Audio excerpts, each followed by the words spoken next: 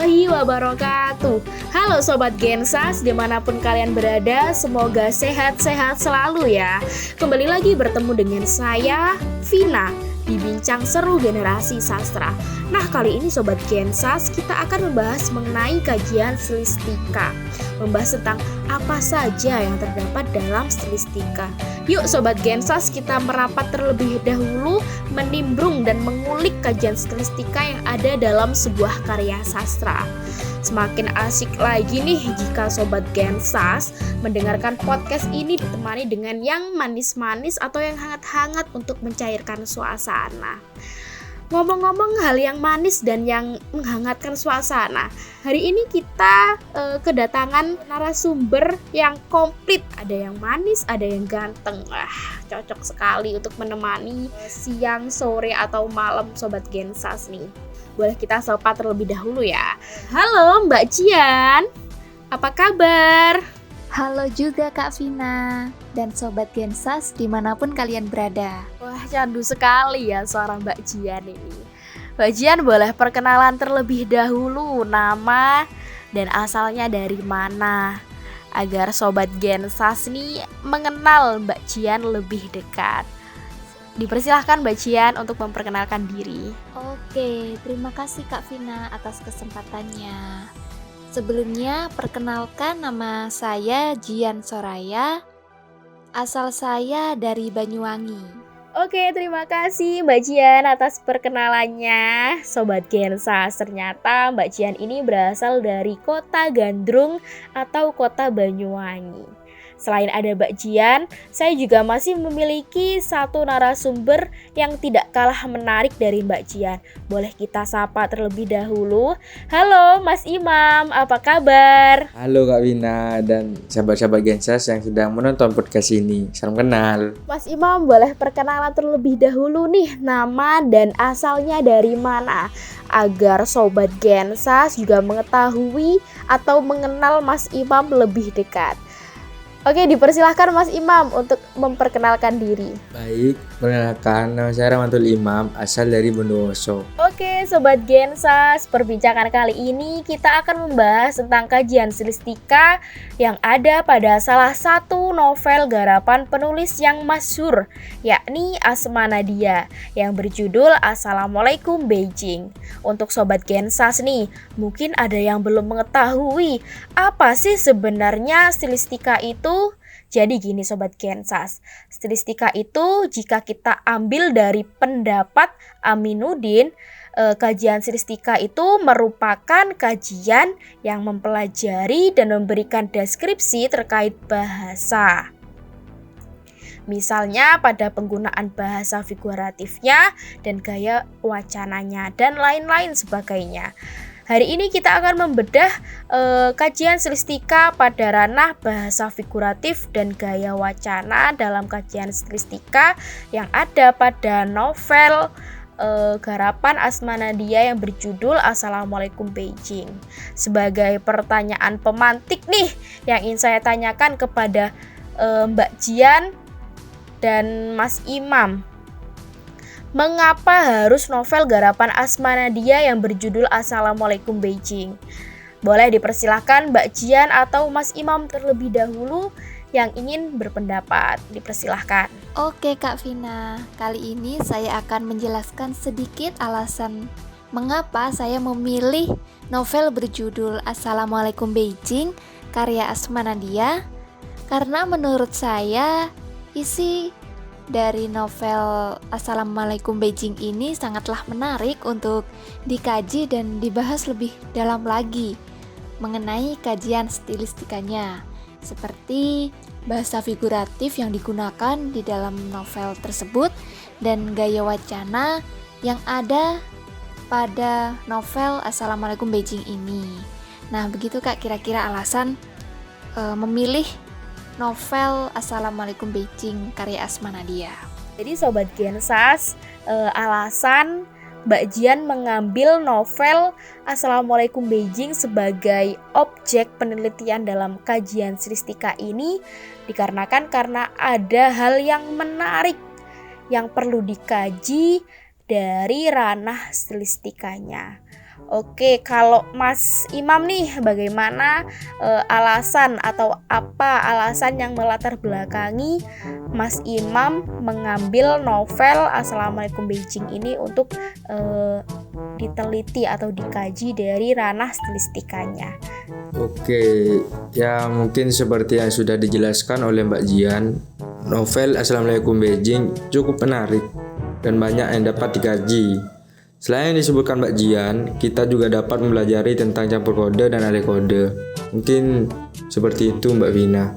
Oke, Sobat Gensas nih, berbicara tentang bahasa figuratif. Sebelum kita mengetahui atau mengulik lebih dalam bahasa figuratif yang terdapat dalam novel Assalamualaikum Beijing ini, terlebih dahulu saya ingin mengetahui sebenarnya yang dimaksud dengan bahasa figuratif itu sendiri itu apa, agar Sobat Gensas di rumah juga dapat tercerahkan bahwa yang dimaksud bahasa figuratif itu seperti ini.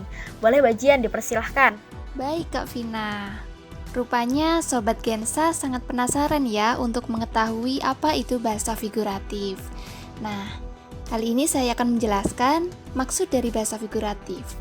Bahasa figuratif adalah satuan kebahasaan yang mempunyai makna yang tidak langsung. Bahasa figuratif ini digunakan penyair atau pengarang untuk menyatakan sesuatu dengan cara yang tidak biasa, yakni secara tidak langsung mengungkapkan makna kata atau bahasanya bermakna kias. Nah, bermakna kias di sini maksudnya ialah bukan makna sebenarnya. Begitu Kak Vina dan Sobat Gensas. Oke, menarik sekali ya Sobat Gensas mengenai bahasa figuratif ini. Nah, setelah kita ketahui nih pengertian dari bahasa figuratif itu sendiri, selanjutnya bagaimana menurut Mbak Jian pemakaian bahasa figuratif dalam novel Assalamualaikum Beijing karya Asma Nadia ini? Mungkin Mbak Jian bisa menjelaskan kepada Sobat Gensas yang sedang menonton podcast kali ini. Baik Kak Vina dan sahabat Gensa semua, saya akan menjelaskan mengenai pemakaian bahasa figuratif dalam novel Assalamualaikum Beijing. Bahwa bahasa figuratif yang digunakan Asma Nadia dalam novelnya meliputi dua aspek. Yang pertama majas dan yang kedua idiom. Majas yang paling dominan digunakan dalam novel tersebut ialah majas personifikasi. Nah, pasti teman-teman Gensas bertanya-tanya nih, apa sih maksud dari majas personifikasi? Majas personifikasi merupakan bahasa kiasan yang digunakan untuk menggambarkan benda tidak bernyawa atau makhluk selain manusia seolah-olah mempunyai sifat dan karakteristik seperti manusia. Nah, begitu Kak penjelasan mengenai majas personifikasi dalam pemakaian bahasa figuratif novel Assalamualaikum Beijing.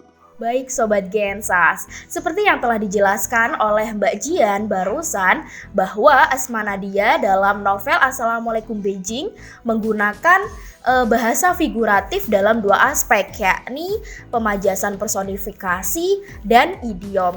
Nah, berbicara tentang penggunaan bahasa figuratif, Sobat Gensas pasti masih bingung nih. Sebenarnya idiom itu sendiri apa?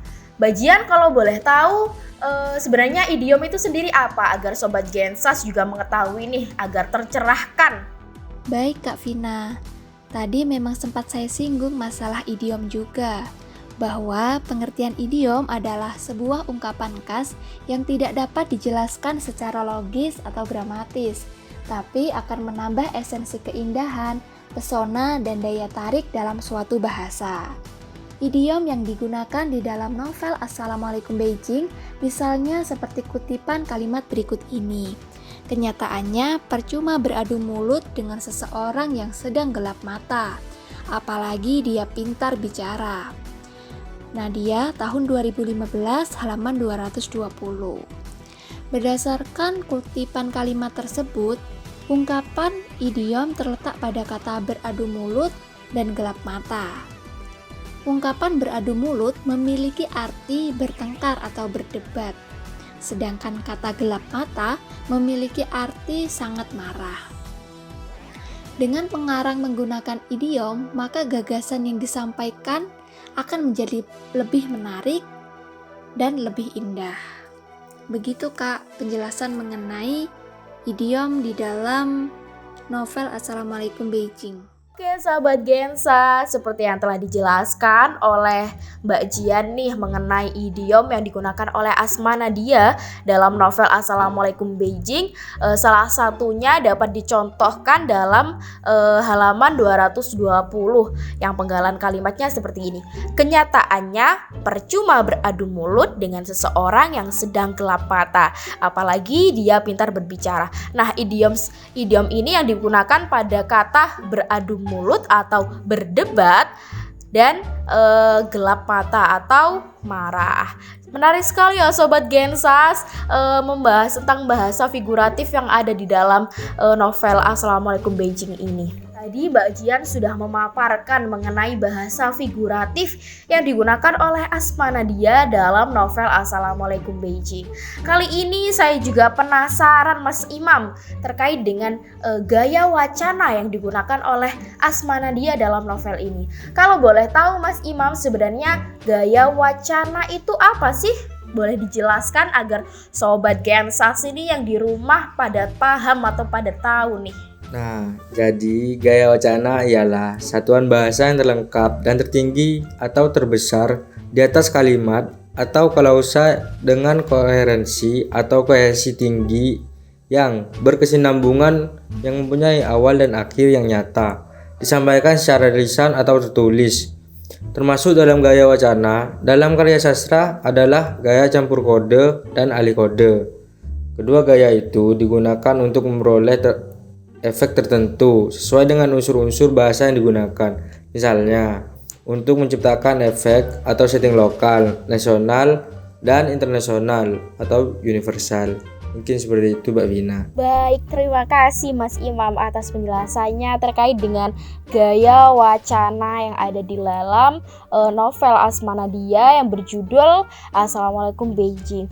Mungkin dari Mbak Jian nih mau mencoba meringkaskan pengertian dari atau penjelasan dari gaya wacana itu sendiri bagaimana kalau menurut pandangan Mbak Jian. Baik Kak Vina, saya juga akan berpendapat nih mengenai apa sih itu gaya wacana.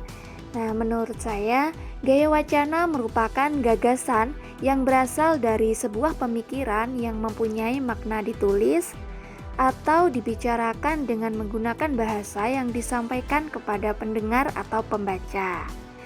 Berdasarkan level konseptual teoritis, wacana diartikan sebagai domain umum dari semua pernyataan, yaitu semua ujaran teks yang mempunyai makna dan mempunyai efek dalam dunia nyata. Nah, begitu Kak kira-kira pengertian dari gaya wacana itu sendiri.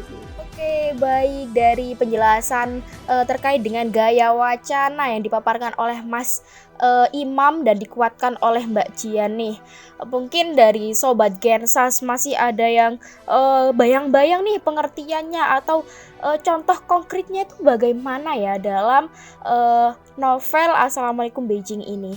Boleh dipaparkan Mas Imam bagaimana contoh konkretnya dari novel garapan Asma Nadia ini.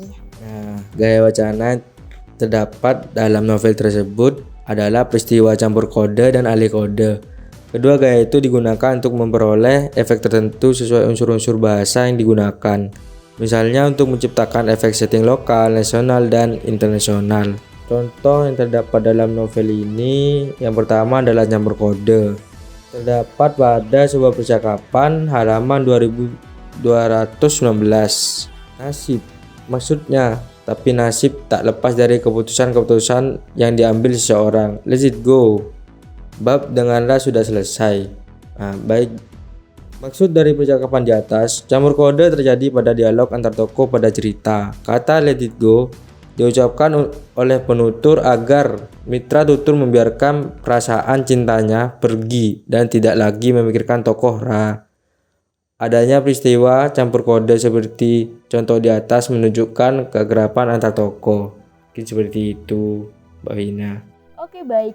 Sebentar Mas Imam. Tadi Mas Imam memaparkan bahwa di dalam novel Asma Nadia ini penulis menggunakan gaya wacana, alih kode, dan campur kode. Kalau boleh tahu, alih kode sendiri itu bagaimana Mas Imam? Jadi dalam novel ini peristiwa alih kode yang terjadi melibatkan bahasa Indonesia, bahasa Inggris, bahasa Cina, dan ada pula bahasa Arab. Pada halaman 96 menggunakan bahasa Inggris dan pada halaman 244 menggunakan bahasa Arab. Kita dengarkan lagi nih Sobat Gensas.